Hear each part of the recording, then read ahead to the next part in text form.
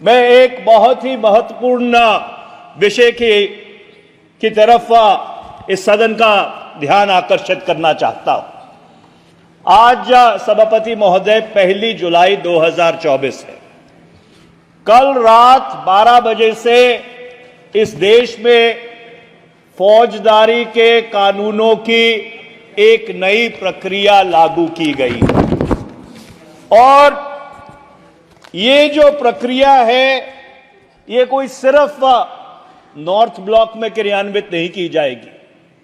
ये भारत के जो 17,380 पुलिस थाने हैं, उत्तर से लेकर दक्षिण तक, पूर्व से लेकर पश्चिम तक, उनमें क्रियान्वित की जाएगी, जिसमें 9,378 थाने भारत के ग्रामीण इलाके में हैं, 4,929 थाने भारत के शहरी इलाकों में हैं और 3,072 स्पेशल पुलिस स्टेशन हैं। और मुझे ये कहते बहुत ही संकोच भी हो रहा है और ये दुर्भाग्यपूर्ण बात है कि ये जो फौजदारी की कानून प्रक्रिया कल रात से लागू की गई है, ये इस देश में पुलिस राज की नींव रखने का काम करेगी। और मैं ये बात इसलिए कह रहा हूं कि आपने इस देश में फौजदारी के कानून की 2 समानांतर प्रक्रियाएं बना दी हैं। एक प्रक्रिया कि 30 जून 2024 12 बजे से पहले जो मामले दर्ज किए गए थे, जो अदालतों के सामने हैं, वो तो पुराने कानूनों के तहत उनके ऊपर फैसला किया जाएगा और 1 जुलाई 2024 या 30 जून 2024 रात 12:01 के बाद जो मामले दर्ज किए गए हैं या किए जाएंगे और जो मामले अदालतों के सामने जाएंगे, वो ये नई जो आपने प्रक्रिया बनाई है उसके तहत उनका फैसला होगा। सभापति महोदय, आप खुद पेशे से वकील हैं, आप इस बात को जानते हैं कि भारत की जो न्यायपालिका है उसमें 3.4 करोड़ मामले लंबित हैं और उनमें से अधिकतर मामले फौजदारी से जुड़े हुए हैं, क्रिमिनल केसेस हैं। ये जो नई प्रक्रिया लागू की गई है, इससे बहुत बड़ा कंफ्यूजन, एक बहुत बड़ा संकट भारत की न्यायपालिका में आने वाला है। और इसलिए मैं ये बहुत विनम्रता से कहना चाहता हूं कि ये तीनों कानून उस समय पारित किए गए जब इस संसद से, इस सदन से, और जो दूसरा सदन है राज्यसभा, उससे 146 सांसदों को लंबित किया गया। तो इसलिए ये जो कानून है, ये इस सदन के या राज्यसभा की जो कलेक्टिव विजडम है, उस कलेक्टिव विजडम को रिफ्लेक्ट नहीं करते और इनमें बहुत बड़ी खामियां हैं।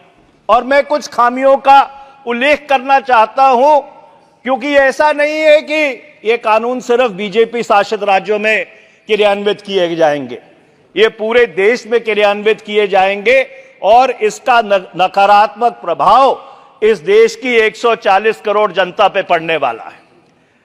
सभापति महोदय, उच्चतम न्यायालय ने फैसला दिया था कि कोई भी अगर पुलिस थाने में जाता है तो उसकी एफआईआर दर्ज होगी। जो नया कानून आया है उसके तहत आपके जो धारा 173(3) है बीएनएसएस की, उसमें पुलिस को ये फ्लेक्सिबिलिटी दी गई है कि जो ऐसे दंड हैं जिसमें 3 से लेकर 7 साल तक की सजा है, उसमें पुलिस एफआईआर दर्ज करे या ना करे, ये उनके विवेक पे छोड़ा गया है। इसका परिणाम क्या होगा? इसका परिणाम यह होगा, जो वंचित है, जो शोषित है, जो दबा हुआ है, जो समाज के कमजोर वर्गों से आता है, उनके पुलिस थानों में एफआईआर नहीं दर्ज होंगे। मैं दूसरे प्रावधान पे आता हूं।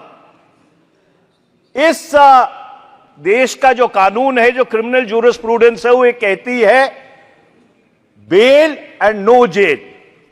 पर जो कानून आप लेके आए हैं, जो सरकार लेके आई है, वो एक चीज बिल्कुल सुनिश्चित कर देती है कि जो व्यक्ति गिरफ्तार हो गया उसकी 60 से लेकर 90 दिन तक जमानत हो ही नहीं सकती, चाहे वो जो जमानत का ट्रिपल टेस्ट है उसको क्यों ना पास करता हो, क्योंकि जो जांच अधिकारी है वो 60 से लेकर 90 दिन तक कभी भी आपकी पुलिस कस्टडी मांग सकता है। तो इसलिए आपने जो सिविल लिबर्टीज हैं उसके ऊपर इतना बड़ा आक्रमण किया है कि कोई भी व्यक्ति अगर गिरफ्तार हो गया तो 60 से लेकर 90 दिन तक ये तो भूल जाए कि उसकी जमानत भी होगी। इसके साथ साथ सभापति महोदय, 1973 में उच्चतम न्यायालय ने यह कहा था 2 फैसलों में कि जो अभियुक्त है उसको जब अदालत में लाया जाएगा उसकी हथकड़ियां नहीं लगेंगी। वो इसलिए क्योंकि जब साम्राज्यवादी सरकार थी उस समय लोगों को बेइज्जत करने के लिए, जलील करने के लिए उनको हथकड़ियां लगाकर अदालतों में लाया जाता था। आपने इस कानून के माध्यम से एक तरफ तो आप ये कह रहे हो कि हम वो साम्राज्यवादी कानून खत्म करना चाहते हैं और दूसरी तरफ आपने हथकड़ियां वापस ले आए हो। जो धारा 43(3) है बीएनएसएस की, उसके तहत आप हथकड़ियां वापस ले आए हो। ये किस तरह के कानून आप इस देश के लिए आपने बनाए हैं?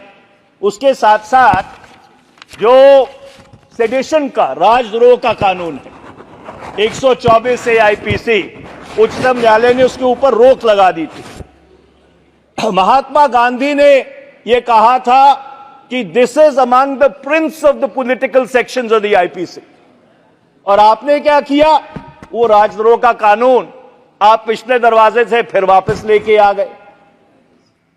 तो एक तरफ तो आपने जाके उच्चतम न्यायालय में यह कहा कि हम सेडेशन के तहत कोई मामला देश में दर्ज नहीं करेंगे, और वो मामला उच्चतम न्यायालय में लंबित है और आपने नए कानून लाकर वो फिर राजद्रोह पिछले दरवाजे से आप वापस ले आए। तो मेरा ये कहना है, क्योंकि बाकी बिंदु भी है जिनके ऊपर मेरे को वापस आना है, मेरा यह कहना है सदन से कि इन तीनों कानूनों पे तुरंत रोक लगाई जाए। इन तीनों कानूनों को दोबारा से इस सदन के समक्ष रखा जाए, उसको ज्वाइंट पार्लियामेंट्री कमेटी को, संयुक्त संसदीय समिति को भेजा जाए, उनकी दोबारा से समीक्षा हो। नहीं तो आज मैं बहुत जिम्मेवारी से यह बात कह रहा हूं कि जो काम सरकार ने किया है उससे इस देश में पुलिस राज की नींव रखी जा रही है। अब मैं राष्ट्रीय